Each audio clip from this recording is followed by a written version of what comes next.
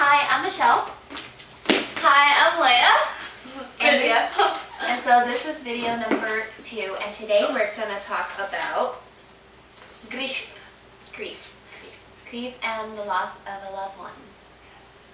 So I think that a lot of us are reaching that point where people around us just start leaving, whether it's college or divorce or even the death of a loved one.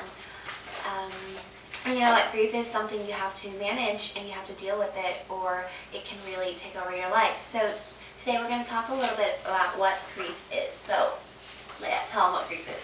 Grief is the natural response to death or a loss. So every year in the U.S., 5 to 9% people sustain the loss of a loved one, and there are more forms of loss such as of a job, of income, pets, kids leaving home, or even divorce. Mm-hmm. And there are 5 stages to grieving. So stage number 1 is denial, and the second stage is bargaining. Depression is the third stage. Anger. And finally, acceptance. So those are the 5 stages of grief. And go ahead. So there are factors that get in the way of grieving, and some of those could be avoiding your emotion, holding up inside, compulsive behaviors, minimizing your feelings, pretending like they don't really matter, that they don't exist, overworking yourself on a job or school, and also self-medication, such as taking drugs that or alcohol, other substances. Right. Yeah. And what will help you recover or resolve grief is to acknowledge the negative and positive feelings. Give time to yourself. Give time to express yourself openly, by writing or to other people you trust, whom you trust, to confide in someone. Express yourself through writing like that. Crying is also a good release. It's okay to cry, and also if you think that the feeling is too overwhelming for you, then you should really seek your doctor as soon as possible. And I like to share with you a little, personal life story with grief. Last summer, in August 2008, I lost both of my grandparents to lung cancer. I was very, very close with my grandfather. He was my best friend, my everything, father, mother figure, everything. He taught me English. He just taught me so many things, and I really looked up to him, And when he passed away, all of a sudden I just felt this numbness inside of me. It was just like something was missing, and I didn't know what.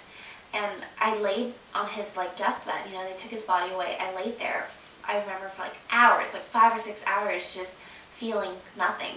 And the next few days I was texting him, and I was trying to call him because I couldn't accept the fact that he was gone. I was in denial. And then I went through bargaining also at the time, and I was like, God, I would give anything to have him back. Maybe I shouldn't have gone to school that day. Maybe I should have just stayed home, And I was so angry at myself. I just didn't know what to do, And I went through really depressed stages where I just didn't want to talk to anybody. I didn't want to deal with anybody. I was just angry all the time, and I was really, really self-abusive. I just went through so many dark stages, and people around me were getting worried. They were like, Michelle, what's going on?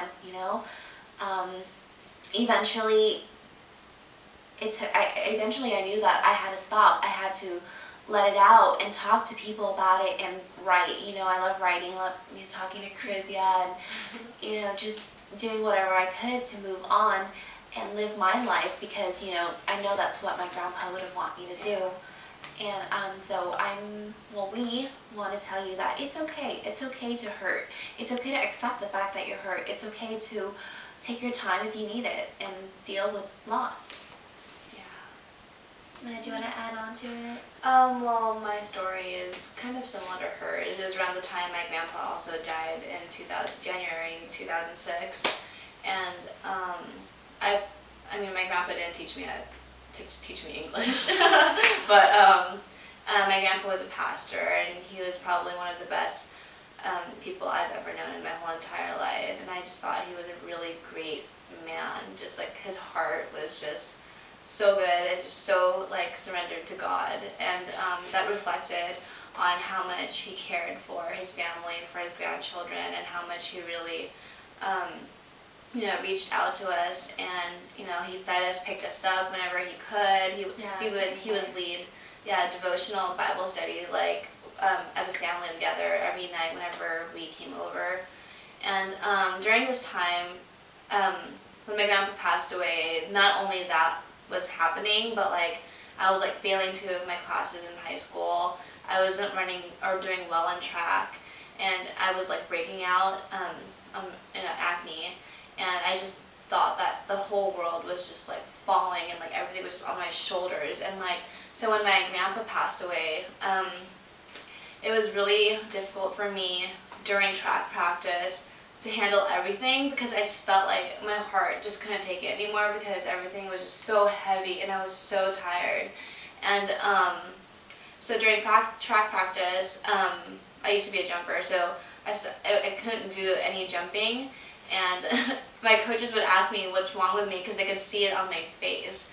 And I told them how my grandpa passed away and everything else that was happening besides that. And I told my coach, and then I started like crying during practice, and he was like, it's okay to cry. I understand that if you can't be here, then it's okay, but you have to accept that your grandpa, passed away. This is life, and after this, you have to move on, and life goes on. And like so many people have told me that, and that always goes through my mind whenever I feel, depressed, or when a loved one dies. I've only had like 2 of my loved ones really die who were close to me, which is my grandpa and my grandma. But basically accept it. It's life. And another thing that I also did was write in my journal, because that's what I also do. Feel like writing. Yep. And express it to the friends who you trust too, and that's what I also did, especially with my brother, who's like my best friend, my other best friend. And that's pretty much it. And remember,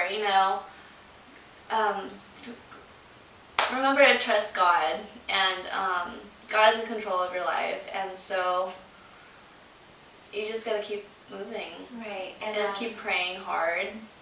And don't stop believing. Don't stop believing. Well, anyways, I think I'm going to close out with this quote that my grandpa lived by, and it's one of my personal favorites, and it's, God grant me the serenity to accept the things I cannot change, the courage to change the things I can, and wisdom to know the difference. Yes. So, Amen. Amen. We'll see you later. Amen. Bye. Okay, bye.